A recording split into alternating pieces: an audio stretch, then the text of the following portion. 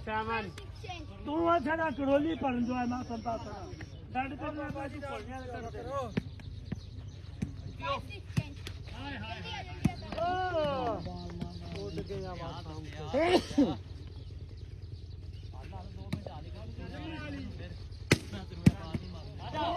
ਵੇਖਿਓ ਵੇਖਿਓ ਹੁਣ ਮੇਰੇ ਪੁੱਤਰ ਸਾਵਾ ਬੱਚਿਆ ਨਾਲ ਤੇਰਾ ਨਿਸ਼ਾਨਾ ਮੇਰੇ ਤੇ ਆ ਬਾਪੂ ਜੀ ਦੇ ਤੂੰ ਜਾਣਾ ਉਧਰ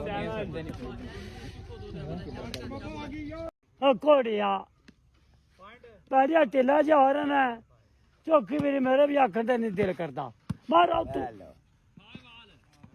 ਓਏ ਅੱਡੇ ਕੁਛ ਨਾ ਪੋ ਚਾਲ ਨੀ ਕੁਬਰੀ ਬਰਖਸ਼ੰਦਾ